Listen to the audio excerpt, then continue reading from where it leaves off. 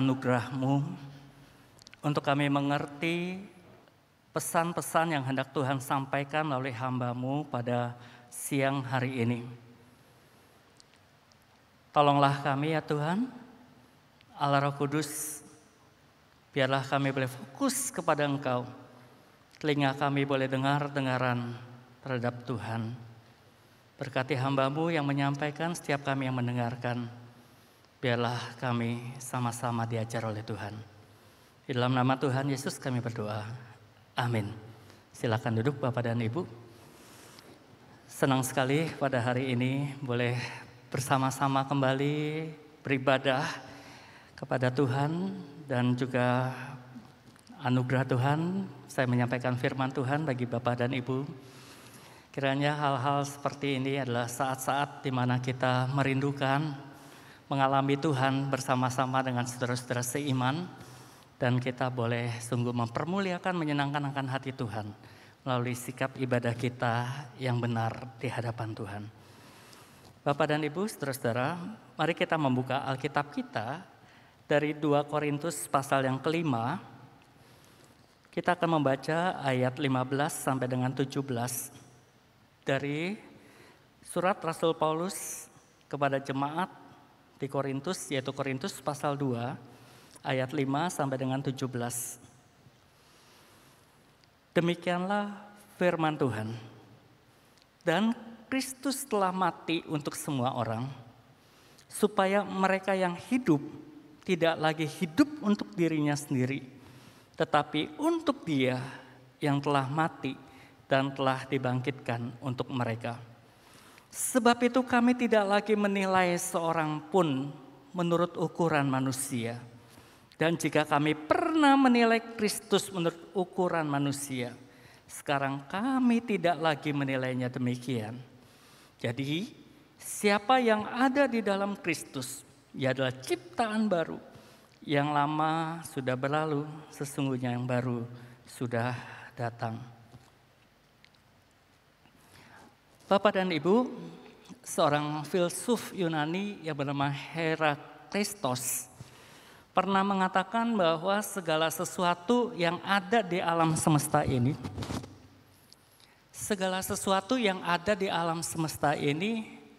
akan mengalami perubahan. Dan satu-satunya yang tidak mengalami perubahan adalah perubahan itu sendiri. Jadi cepat atau lambat prosesnya sesuatu akan mengalami perubahan. Juga di dalam kehidupan kita sehari-hari. Saudara-saudara, di dunia otomotif ya, mungkin next. Ada istilah facelift, ada istilah all new. Nah, bagi Bapak dan Ibu, bagi Bapak-bapak, bagi teman-teman mungkin pernah mendengar istilah ini ya. Kalau facelift itu adalah perubahan satu bentuk mobil ya. Perubahan itu tidak menyeluruh, hanya kira-kira 30% sampai 50% saja ya. Jadi misalnya tahun 2021 modelnya seperti ini nih ya. Kemudian tahun 2022 ada perubahan tetapi tidak keseluruhan. Ya, hanya mungkin tampilan luarnya saja, tampilan interiornya saja diperbaiki, itu disebut facelift. Tetapi ada juga perubahan secara keseluruhan total 100% ya, yang disebut sebagai all new ya, tampilnya berubah total ya, dan sistem mesinnya dan sebagainya juga berubah, saudara-saudara. Itu all new.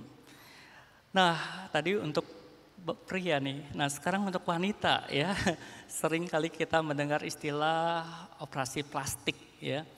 Kadang-kadang setelah dioperasi plastik berubah total ya, wajahnya yang dulu ya seperti A kemudian berubah begitu ya, sehingga orang lain mungkin nggak mengenali ya, pangling saudara-saudara. Nah saudara, ketika kita mengikuti Kristus, perubahan seperti apa yang terjadi dalam kehidupan kita? Atau apa yang Tuhan kehendaki di dalam perubahan kita sebagai orang-orang yang sudah percaya kepada Kristus? Saudara, firman Tuhan mengatakan bahwa Di dalam Kristus kita semua adalah ciptaan baru. Di dalam Kristus setiap orang yang percaya adalah ciptaan baru. Apa maksudnya saudara-saudara? Saudara, kata ciptaan di dalam bahasa Yunani-nya digunakan kata ktisis, ya, yang berarti bahwa sesuatu yang betul-betul baru, betul ya, nggak bisa diciptakan oleh manusia. Nah, kata ini diterjemahkan di dalam Alkitab bahasa Indonesia juga diterjemahkan sebagai makhluk alam semesta. Artinya pekerjaan ini, karya ini hanya bisa dilakukan oleh Allah sendiri. Jadi ciptaan yang dimaksud oleh Rasul Paulus adalah ciptaan yang dibentuk, yang dikerjakan oleh Allah. Di dalam bahasa aslinya juga, saudara-saudara, kata baru ya bisa digunakan dengan dua macam kata. Yang pertama adalah neos, artinya baru berdasarkan waktu, yaitu penyesuaian atau pengembangan dari sebelumnya.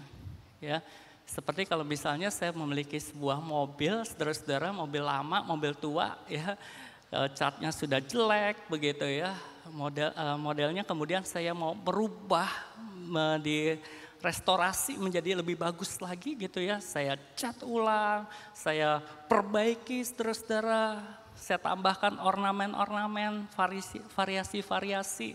Nah, saudara-saudara, itu disebut sebagai neos, ya. Dasarnya sama, tetapi perubahan tampaknya berubah, saudara-saudara.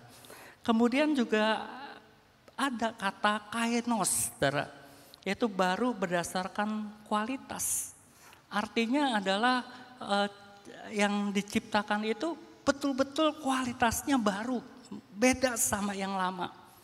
Nah, saudara-saudara, kata kainos ini juga digunakan ketika Alkitab mengatakan langit yang baru dan bumi yang baru. Ya, artinya bahwa sesuatu yang betul-betul baru, yang belum ada sebelumnya, yang hanya bisa dilakukan oleh Allah sendiri. Nah, kalau kita lihat ciptaan-ciptaan manusia, saudara-saudara, sebetulnya bukankah sesungguhnya sudah ada, begitu ya. Sebuah mobil ada karena ada besi, ya, ada biji besi dan seterusnya yang adalah ciptaan Tuhan, sebetulnya hanya mengembangkan apa yang sudah Tuhan ciptakan. Tetapi kainos ini, saudara-saudara, apa yang dilakukan oleh Tuhan ini betul-betul baru, tidak ada sebelumnya dan sekarang ada. Itu diciptakan oleh Tuhan. Sebetulnya, saudara-saudara, konsep ciptaan baru ini juga dikenal di dalam perjanjian lama. Di dalam perjanjian bagi orang-orang Yahudi, ya, ciptaan baru itu dikenakan kepada orang-orang yang tadinya di luar umat Allah. Orang-orang bukan Israel. Kemudian mereka datang, mereka mau menyembah kepada Allah Yahweh. Nah, mereka mengatakan dia ini adalah ciptaan baru. Tadinya mereka belum kenal Yahweh, sekarang mereka mengenal Yahweh. Dan juga saudara-saudara, konsep ciptaan baru bisa kita lihat di dalam kitab Yeremia, yaitu ketika Yeremia sedang menggumuli bangsanya yang begitu bobrok di hadapan Tuhan, yang begitu rusak moralnya di hadapan Tuhan, yang begitu memberontak dan berdosa di hadapan Tuhan. Kemudian Tuhan memerintahkan Yeremia untuk datang ke rumah tukang periuk yang saat itu sedang mengerjakan sebuah bejana, saudara-saudara. Kemudian Tuhan berkata kepada Yeremia, apabila bejana yang sedang dibuatnya dari tanah liat di tangannya itu rusak, maka tukang periuk itu mengerjakannya kembali menjadi bejana lain menurut apa yang baik pada pemandangannya. Masakan aku tidak dapat bertindak kepada kamu seperti tukang periuk itu, hai kaum Israel, demikianlah firman Tuhan. Sungguh seperti tanah lihat di tangan tukang periuk, demikianlah kamu di tanganku, hai kaum Israel. Saudara-saudara, firman Tuhan ini menyatakan bahwa umat Allah yang sudah rusak itu. Ya, rumah Allah yang sudah rusak itu seperti bejana tanah liat yang rusak, yang hancur, saudara-saudara. Nah, bagi manusia mungkin bejana seperti ini sudah tidak bisa diapa-apakan kecuali dibuang, saudara-saudara. Tetapi bagi tukang periuk, saudara-saudara, bejana ini masih bisa untuk dihancurkan kembali, dibentuk kembali, saudara-saudara, menjadi satu bejana lain. Demikianlah yang dikatakan firman Tuhan. Kamu itu umat Allah seperti bejana yang sudah rusak. Tetapi Allah mau, Allah bisa untuk membentuk kembali mereka menjadi ciptaan lain, menjadi bejana lain.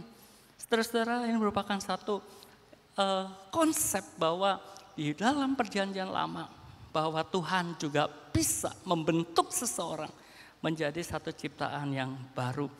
Nah, saudara-saudara, Rasul Paulus mengatakan bahwa di dalam Kristus kita adalah ciptaan baru.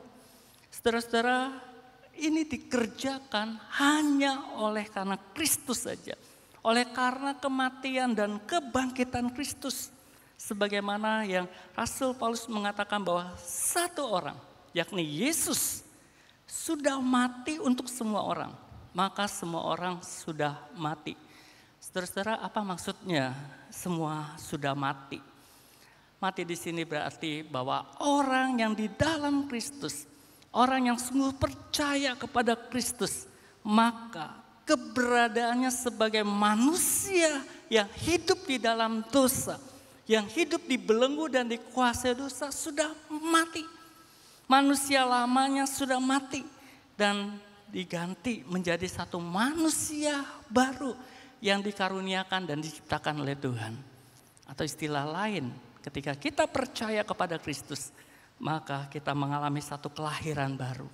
Satu kelahiran yang baru, yang lama sudah mati dan kita mengalami satu kelahiran baru. Oleh karena apa?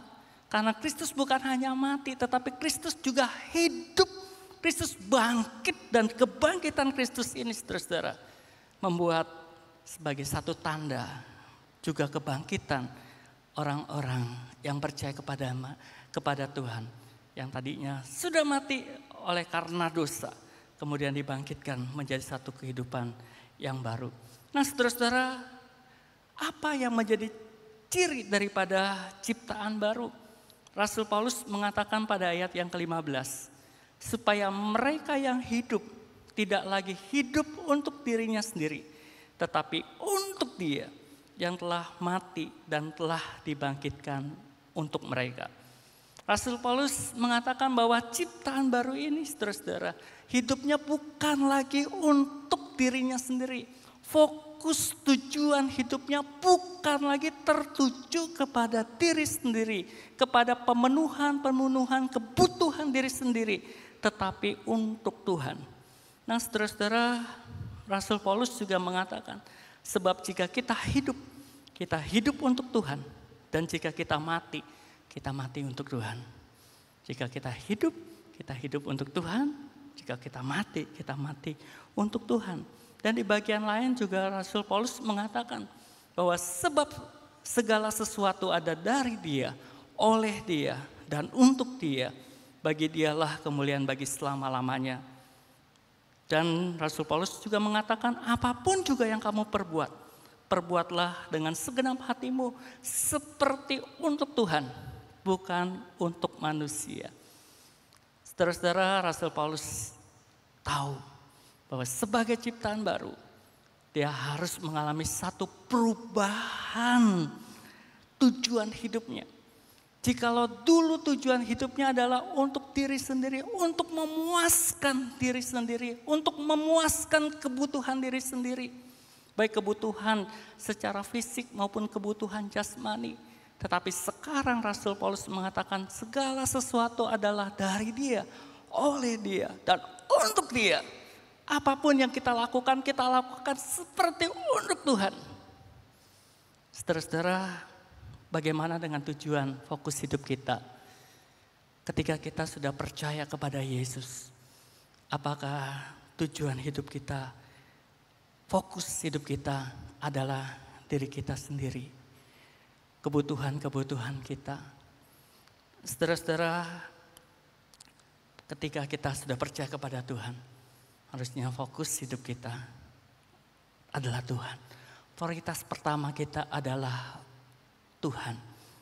Nah, saudara-saudara, hal yang kedua, ciri daripada ciptaan baru, Rasul Paulus mengatakan, dan jika kami pernah menilai Kristus menurut ukuran manusia, sekarang kami tidak lagi menilainya demikian. Dulu Rasul Paulus menilai Kristus sama seperti manusia yang lain. Dulu Rasul Paulus menilai Kristus adalah seseorang yang membawa dampak yang tidak baik bagi agamanya, bagi pengajaran Yahudi. Tetapi setelah dia bertobat, setelah dia mengalami ciptaan baru dalam kehidupannya, apa yang menjadi pandangannya tentang Tuhan Yesus berubah total, saudara-saudara. Saudara-saudara, banyak orang salah di dalam mengenal Kristus dengan benar. Banyak orang meninggalkan Kristus karena dia merasa bahwa doa-doanya, permohonannya, harapan-harapannya tidak dikabulkan oleh Tuhan. Mereka mengenal Kristus hanyalah seperti tokoh-tokoh agama yang lain. Saudara-saudara, bagaimana kita mengenal Kristus yang benar? Banyak orang Kristen mengenal Kristus hanya sebagai juru selamat. Wah, kalau kita percaya kepada Yesus, maka kita akan masuk surga. Kita akan mendapatkan keselamatan. Setelah hidup di dalam dunia ini selesai, maka kita akan mengalami kebahagiaan yang kekal. Ya. Kita mengikut Yesus karena kita ingin supaya setelah kita meninggalkan dunia ini, kita mengalami kebahagiaan. Kita menerima Yesus hanya sebagai juru selamat. Tetapi saudara-saudara, firman Tuhan mengatakan, harusnya kita menerima Yesus bukan hanya sebagai juru selamat, tetapi sebagai Tuhan dalam kehidupan kita. Apa artinya sebagai Tuhan, saudara-saudara? Artinya Dia yang berkuasa secara total dalam hidup kita. Dia berkuasa sepenuhnya atas hidup kita. Dia satu-satunya Tuhan yang menguasai hidup kita. Saudara, apakah kita memposisikan Kristus sebagai Tuhan? Apakah kita mengenal Yesus sebagai Tuhan? Saudara-saudara, saya pernah menyampaikan, kalau tidak salah di ruangan ini juga, bahwa seringkali kita memandang Tuhan kita itu seperti jin Aladin. Saudara-saudara pernah dengarkan cerita tentang jin Aladin? Itu di mana seorang pemuda menemukan sebuah guci, saudara-saudara. Kemudian karena guci itu kotor, dia bersihkan, dia usap-usap. Ya, kemudian tiba-tiba keluar jin, saudara-saudara. Ya. Wah, jin ini kemudian berkata kepada Aladin, karena Tuanku sudah membebaskan aku. Sekarang apa yang Tuhan minta akan aku berikan kepadamu. Kamu minta apa saja, aku berikan.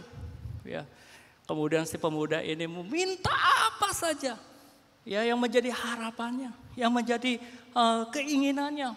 Dan jin Aladin itu, saudara-saudara, memenuhi, mengabulkan. Seringkali kita mengenal Tuhan seperti jin Aladin, saudara-saudara. Kita mengenal Tuhan, kita menganggap Tuhan sebagai pihak yang bisa memenuhi semua kebutuhan-kebutuhan hidup kita. Semua apa yang kita ingini.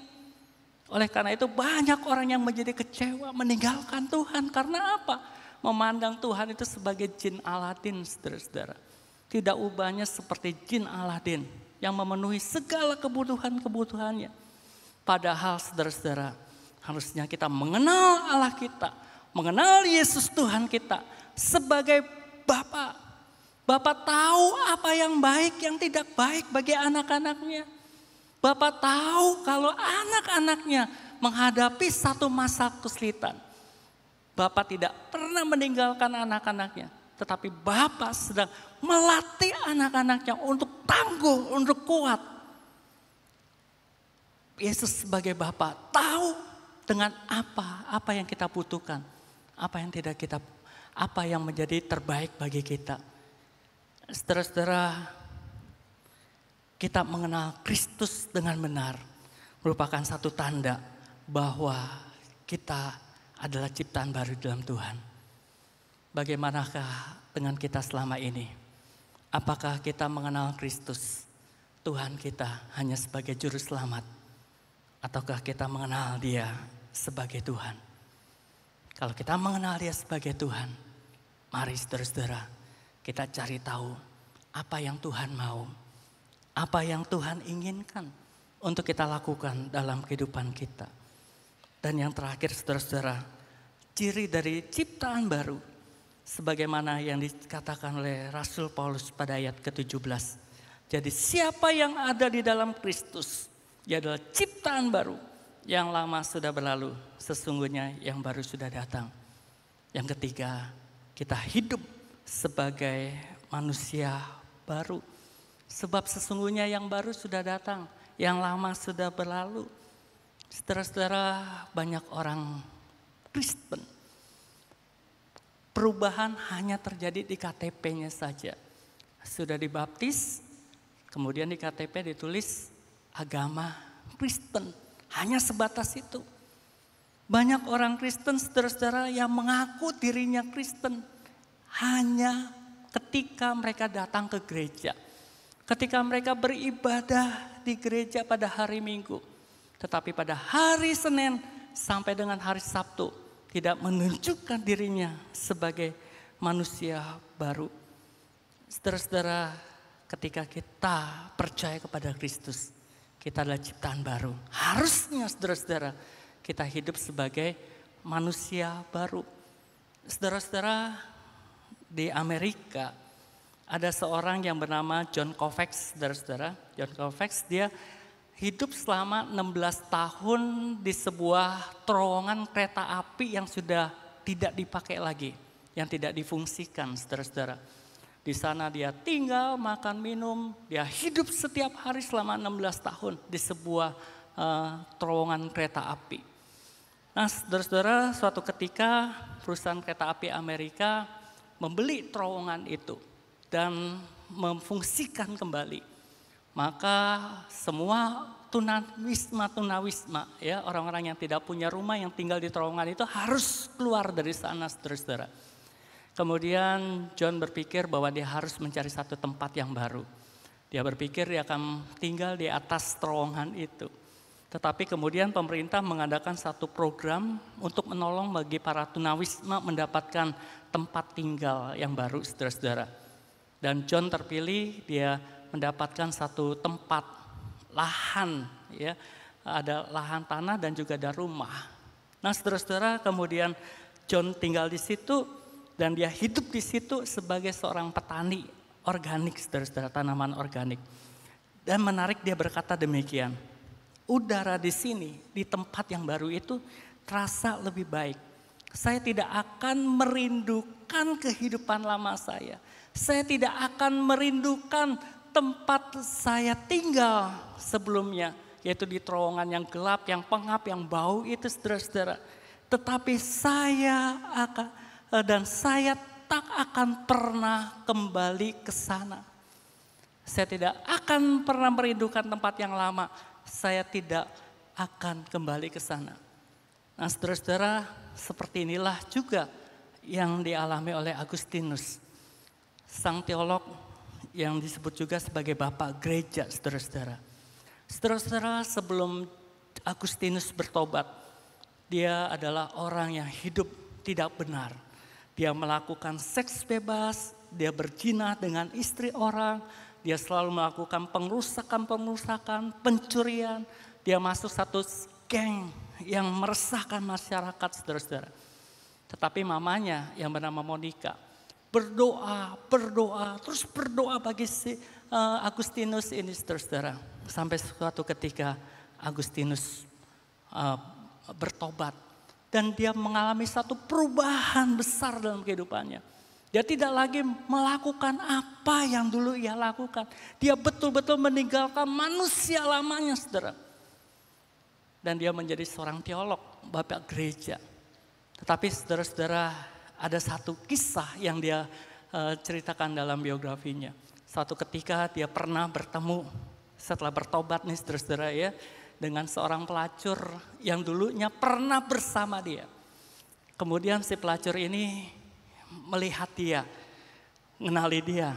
Kamu kan Agustinus. Kemudian Agustinus mengatakan, Agustinus sudah mati. Jangan engkau cari dia lagi. Agustinus yang lama sudah mati. Sekarang hanya ada Agustinus yang baru. Saudara-saudara, ketika kita sudah diciptakan oleh Tuhan, menjadi ciptaan yang baru, apakah kita masih hidup dengan pola pikir kita, dengan pola penyembahan kita, dengan kelakuan-kelakuan seperti manusia lama yang tidak mengenal Tuhan?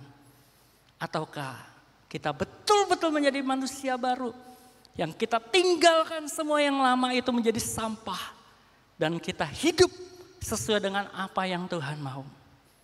Saudara-saudara, ini merupakan satu proses.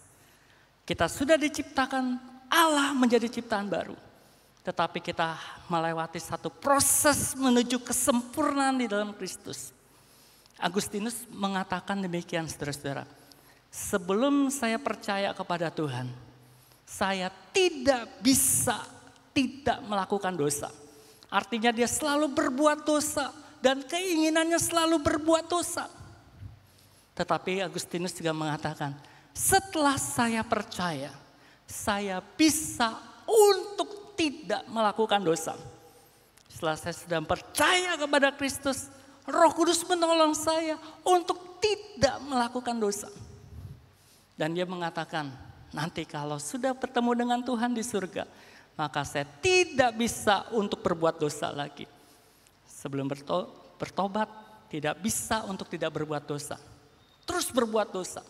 Setelah dia bertobat, saya bisa untuk tidak berbuat dosa.